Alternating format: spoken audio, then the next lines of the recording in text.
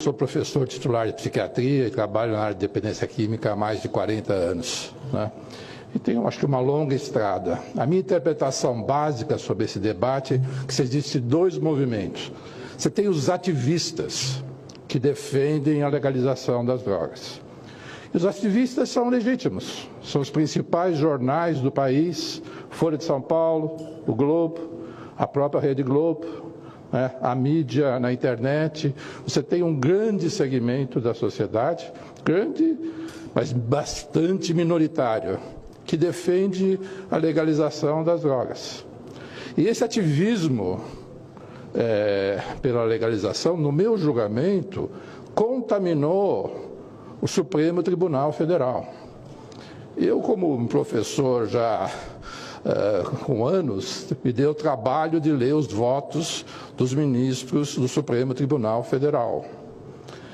É tecnicamente inqualificável.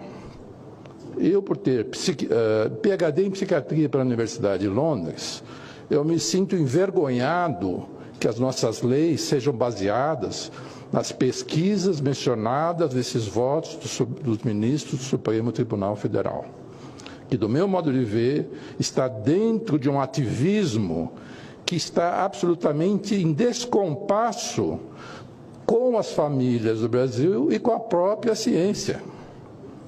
Eu falo da família porque eu tive a oportunidade de fazer 2 levantamentos nacionais com a amostra probabilística da população brasileira, então a amostra que representa a população brasileira, e 85% das famílias são contra qualquer tipo de legalização das drogas no Brasil. Até mesmo as pesquisas do Datafolha mostram que mais de 70% da população brasileira é contra a legalização das drogas. E mesmo entre os jovens, também os números estão nessa direção. Mais ou menos 70% dos jovens são contra a legalização das drogas. Por que as famílias e os profissionais como eu, que estão na linha de frente, cuidando dos dependentes químicos e suas famílias, são contra? Porque a gente vê no dia a dia a devastação que você tem na sua família um membro com dependência química. Para cada um dependente químico, você vai ter 4 pessoas afetadas. É isso que as pesquisas mostram.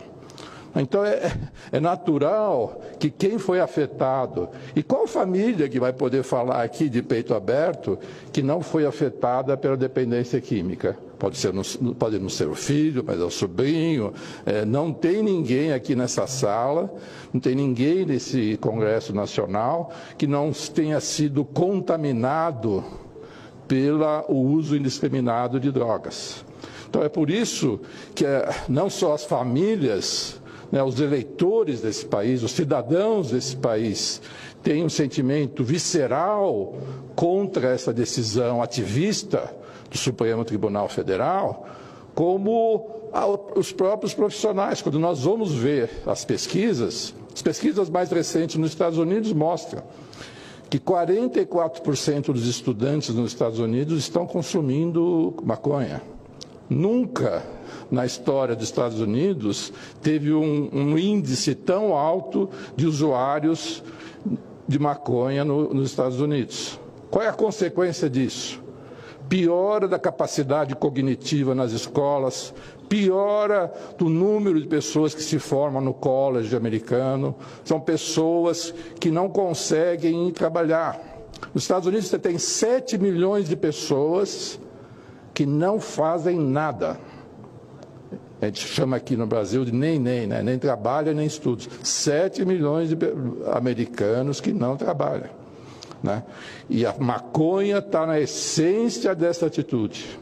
A pessoa nem precisa chegar à esquizofrenia, como o doutor Antônio Geraldo vai mencionar esse aspecto, para você ter uma incapacitação em relação à maconha. O usuário da maconha vai ter menos autonomia, vai ter menos capacidade de improvisar, de inovar. Isso acontece desde já na adolescência. Então, As evidências mostram isso de uma forma muito significativa, quer seja nos Estados Unidos, quer seja no Canadá, que são países que foram por essa via da legalização. Mas é mentira falar que o mundo todo está legalizando a maconha.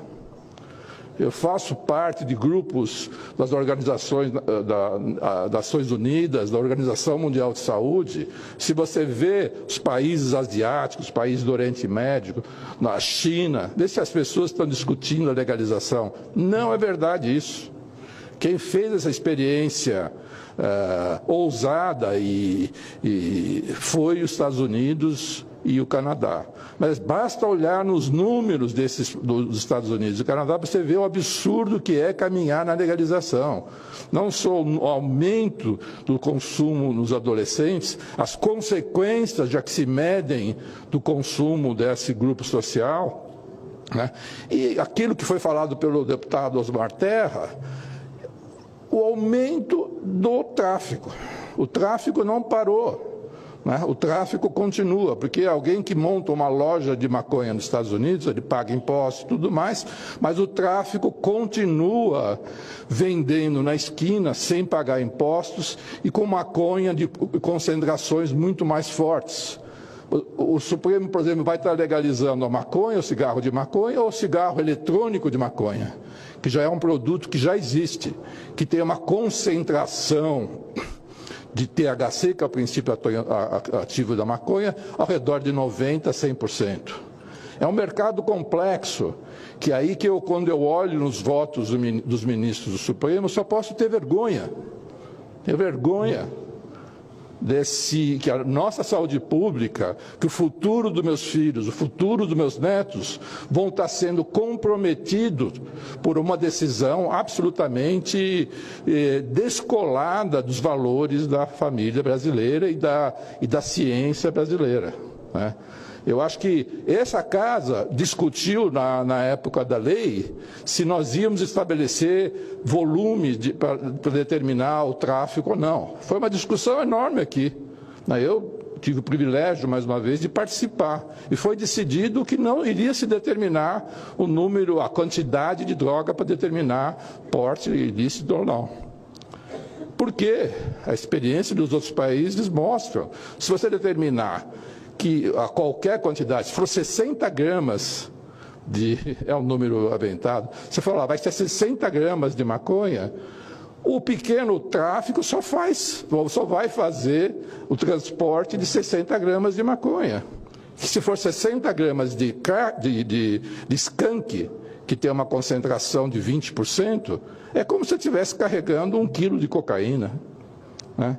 Então, estabelecer um limite por peso é de uma ingenuidade atroz, e que essa casa 2 vezes já se definiu por isso, né? Eu que moro em São Paulo, né, eu tenho a oportunidade de ver a Cracolândia. 99% do tráfico na Cracolândia é feita por 5, 6, 10 pedras, o que estaria abaixo desse mesmo nível que o Supremo está tentando impor à sociedade. Do meu ponto de vista, e é uma oportunidade ímpar na minha vida poder falar aqui, se essa lei do Supremo for modificada pelo Supremo Tribunal Federal, nós estaremos legalizando o pequeno tráfico no Brasil, com consequências danosas para as próximas gerações. Eu agradeço a atenção dispensada. Espero que o Congresso Nacional, eu acho que tenha que ter coragem, na realidade, de poder enfrentar o Supremo Tribunal Federal e, se for o caso, faça o plebiscito, que eu tenho certeza que nós vamos estar ao redor de 80% da população brasileira contra essa legalização.